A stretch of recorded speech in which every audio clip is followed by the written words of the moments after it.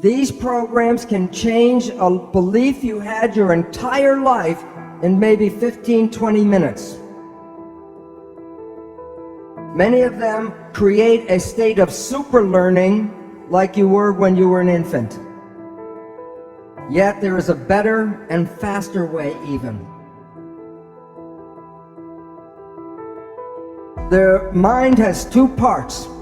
The subconscious mind is the original brain, and it can process 40 million bits of data from the environment every second.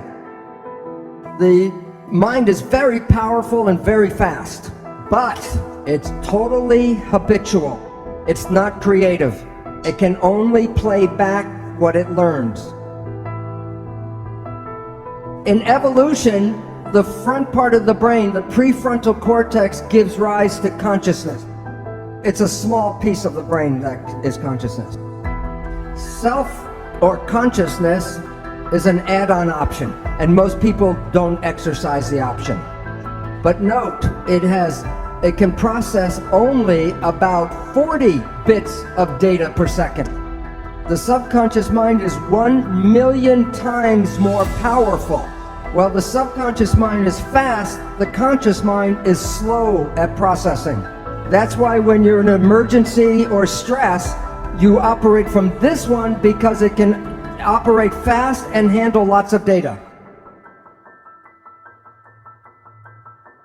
But the difference between the two is this is habitual. It is the conscious mind that is creative and can generate free will.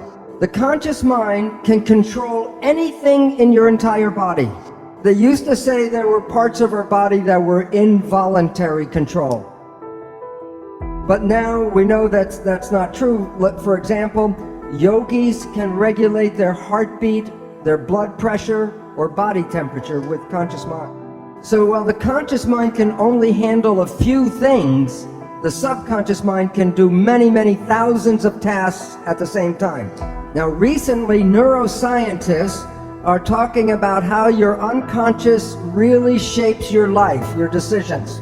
What they say, according to cognitive neuroscientists, we are conscious of only about 5% of our cognitive activity. Most people, 1% of their day is in the conscious mind. So every day, you create only from your creation mind, your conscious mind, only about 1% of what is going on in your life. And therefore, 95 to 99% of your life comes from your programming in your subconscious mind.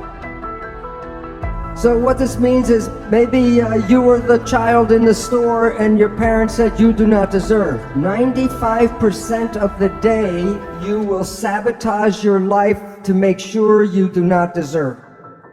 And the reason why is the subconscious job is to create reality out of the program. And so therefore, if you have negative programming, 95% of the day, you will create that negative experience in your life.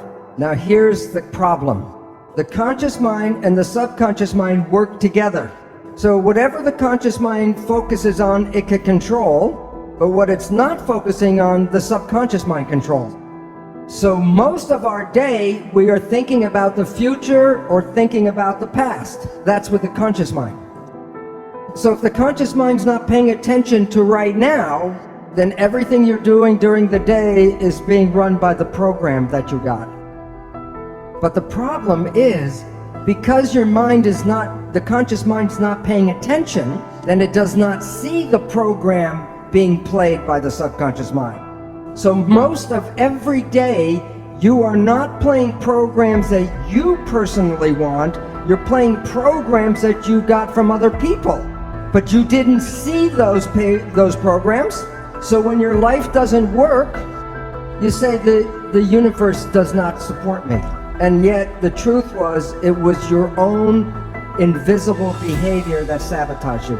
So what's important is some people say, well, maybe I just do some positive thinking.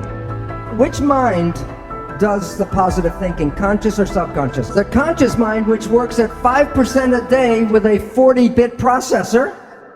And when you're doing your consciousness, are you paying attention to what's going on? Who's running the show? The experiential programs from the subconscious mind, and that is 95% of the day with 40 million bit processor. Does positive thinking work? Do the math. And the issue is that it is very difficult to take a small processor and overpower the large processor. And you have to use what is called willpower with the emphasis on power to override. Now here is the second catch, or the second problem. The subconscious mind is like a recorder tape player. It records an experience, and then when you push the button, it plays the experience back. So then we take our conscious mind and we want to talk to the subconscious mind and change the program. Now think about it this way. You have a tape player and I give you a cassette with a program. You put the tape in and you push play. And the program is going, you say, I don't like the program. Then you go up to the tape player and you say, change the program, change the program. The issue is the tape will not change by doing that. But there are ways to change the program if you know how to push the record button. So your life does not reflect what you want, it reflects the program you were given. So one way out is consciousness. Just be conscious and then you don't play the tape. A second way out, clinical hypnotherapy, because that puts you back in the same brain state that you were in the learning period. And then you can put a new program and rewrite the tape. Yet there is a better and faster way even. There's a group of new psychology modalities called energy psychology. There are many different versions. For example, holographic repatterning, body talk, EMDR, EFT. The one I am most familiar with is Psych-K, P-S-Y-C-H-K. These programs are like pushing the record button on the tape player.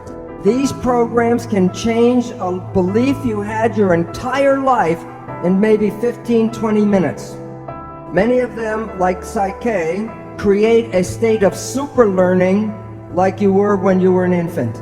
But I'm now going to show you how your thoughts go out and affect your life on the outside. EEG, you put wires on your skin and read the brain activity. MEG, the probe does not even touch the head. You can read your brain activity outside of your head. It's not magic. When a nerve carries a signal, it's like an electric wire. It has an electrical component, and so the electric component can be picked up by electrodes on the skin.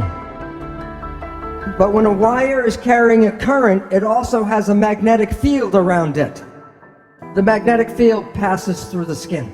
Your thoughts are not contained in your head. The people that you get connected to, you are entangled with. And many people are familiar, if you think about someone or talk about someone you haven't seen for years. And I say, oh, I haven't seen my friend John in 10 years. And the phone rings and it's John.